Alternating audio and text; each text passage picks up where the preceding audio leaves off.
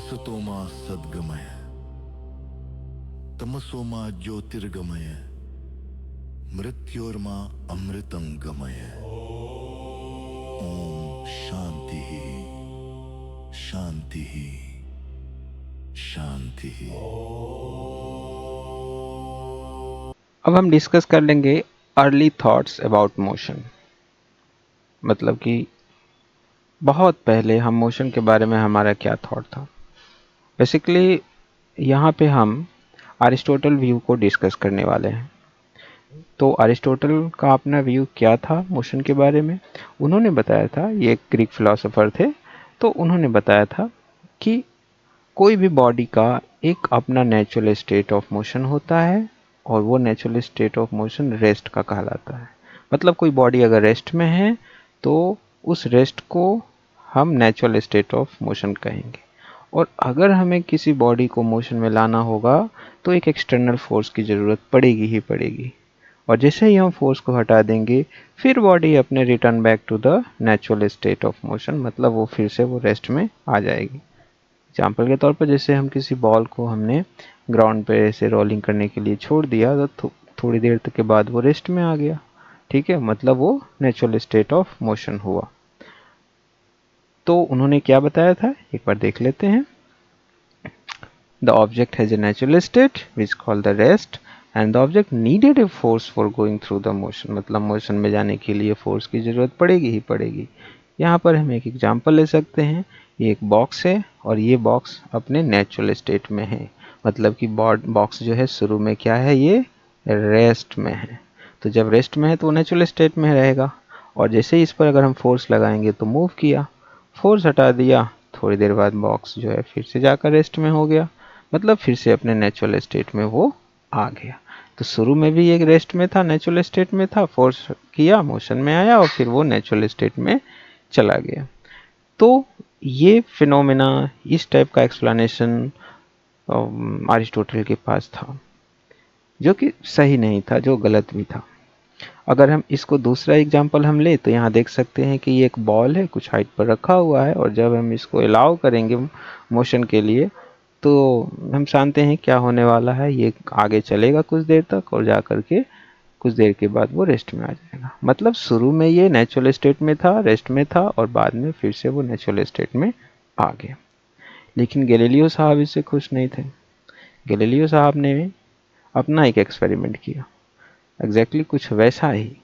उन्होंने एक बॉल लिया और एक रफ सरफेस पर अलाउ किया मोशन के लिए। और क्या होगा हम इसमें फिर भी जानते हैं। ये क्या करेगा, बॉल चलेगा, आगे जा कर के रुक जाएगा। लेकिन वो रुका क्यों, वो अपने रेस्ट में आया क्यों? क्योंकि फ्रिक्शन फोर्स लग रहा था।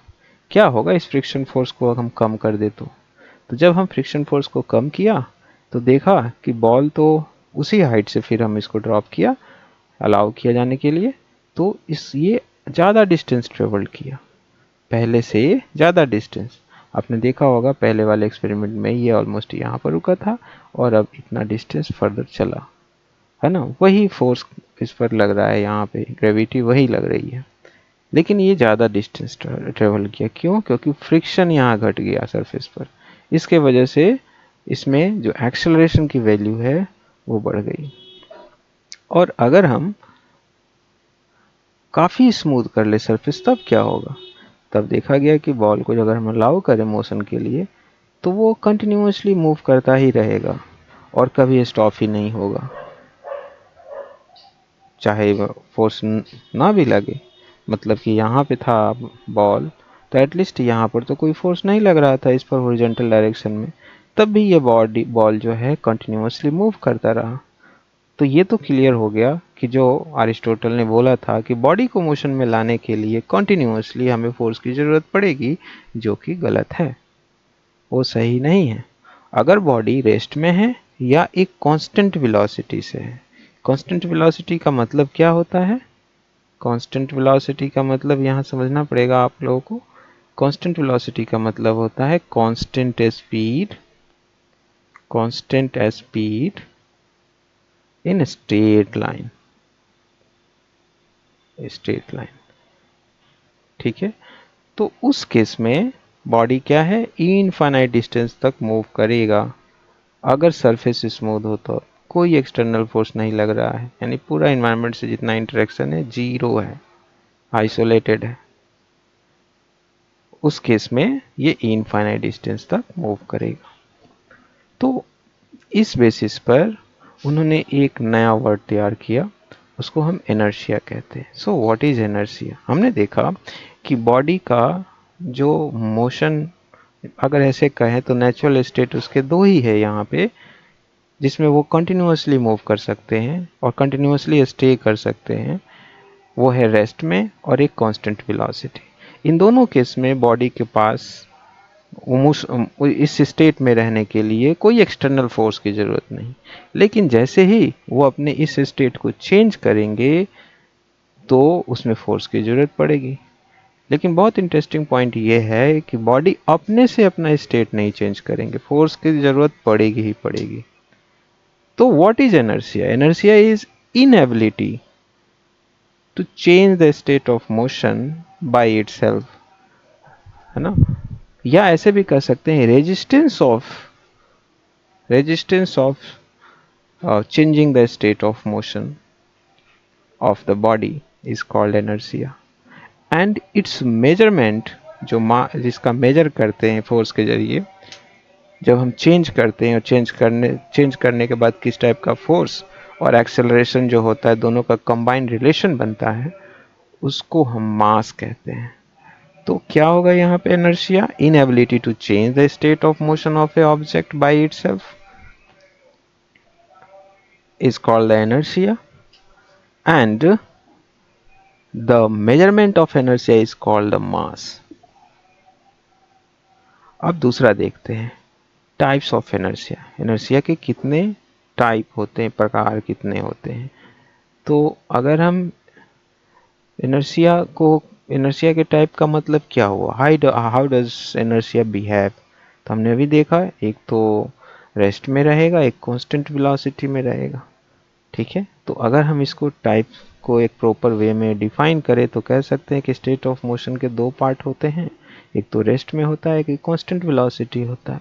कांस्टेंट वेलोसिटी को हमने अभी देखा था, कांस्टेंट वेलोसिटी में क्या होता है कि स्पीड कांस्टेंट होता है, कांस्टेंट स्पीड होता है, और प्लस कांस्टेंट एक डायरेक्शन होता है, ओके, स्ट्रेट लाइन जिसको कह सकते हैं, स्ट्रेट लाइन मोशन, तो इसको कांस्टेंट वेलोसिटी कहेंगे। तो टाइप्स ऑफ इनर्शिया को अगर डिफाइन करें तो इनर्शिया को 3 टाइप्स हो जाएगा, रेस्ट में, मोशन में और डायरेक्शन में, ओके। तो इनर्शिया ऑफ रेस्ट का मतलब क्या होता है? Doesn't want to change the motion, okay, doesn't want to be a motion. और अगर मोशन की बात होता है तो doesn't want to be a rest. अगर हम इसको डिफाइन करें तो क्या हो, डजंट वांट टू स्टार्ट, है ना, मोशन में नहीं आना चाहता। दूसरा क्या है, डजंट वांट टू स्टॉप, रुकना नहीं चाहता। हमने देखा भी कि अपने इनर्शिया में वो कंटिन्यूसली उसी फॉर्म में रहेंगे जब तक एक्सटर्नल फोर्स ना लगे। हाँ, एक्सटर्नल फोर्स लगेगा तो उसका चेंजिंग होगा। और वही हाल है डायरेक्शन का, कि अगर एक सिंगल डायरेक्शन में एक स्ट्रेट लाइन में बॉडी मूव कर रहा है तो वो कंटिन्यूसली एक स्ट्रेट लाइन में ही मूव करेगा। स्मूथ इन्वायरमेंट की बात कर रहा हूँ मैं, ठीक है। वो अपने डायरेक्शन चेंज करने के लिए एक्सटर्नल फोर्स की जरूरत पड़ेगी। So in that case we can say that doesn't want to turn, ये टर्न होना नहीं चाहता, that is called the inertia of direction. यानी कि अपना डायरेक्शन को एक कांस्टेंट मेंटेन रखता है। The inertia of rest, rest में रहेगा, हमने डिस्कस भी किया। Tendency of an object to remain at rest unless it is acted upon by the external force. दूसरा क्या होगा, inertia of motion. Inertia of motion में बॉडी क्या होगा कि ये कांस्टेंट स्पीड से स्ट्रेट लाइन में मूव कर रहा है, ठीक है, और वो चेंज करने के लिए हमें एक्सटर्नल फोर्स की जरूरत पड़ेगी। थर्ड क्या होगा कि इनर्शिया ऑफ डायरेक्शन, अगर बॉडी एक पार्टिकुलर डायरेक्शन में कांस्टेंट स्पीड से मूव कर रहा है तो उसका डायरेक्शन चेंज करने के लिए फोर्स की जरूरत पड़ेगी, नहीं तो कंटिन्यूअसली उसी डायरेक्शन में वो मूव करता ही रहेगा। ध्यान रहे, ये सभी सिचुएशन हम उस केस के लिए बता रहे हैं जहां पर नेट फोर्स जीरो हो या फोर्स हो ही ना, स्मूथ हो। तो यहीं से आता है एक लॉ ऑफ इनर्शिया का कॉन्सेप्ट। तो लॉ ऑफ इनर्शिया क्या कहता है कि when a body is in a state of constant velocity or in a rest, in both case it possesses the same state of motion unless the external force act on it। है ना, कोई body straight line में move करे तो continue वही अपने state of motion को रखेगी जब तक कि उस पर एक्सटर्नल फोर्स ना लगे। जैसे कि हम यहाँ देखें, रेस्ट में है बॉडी तो रेस्ट में ही रहेगा, और अगर ये कांस्टेंट वेलोसिटी से चल रहा है तो ये कांस्टेंट वेलोसिटी ही मेंटेन रखेगा। और इस प्रॉपर्टी को क्या कहेंगे? Law of inertia.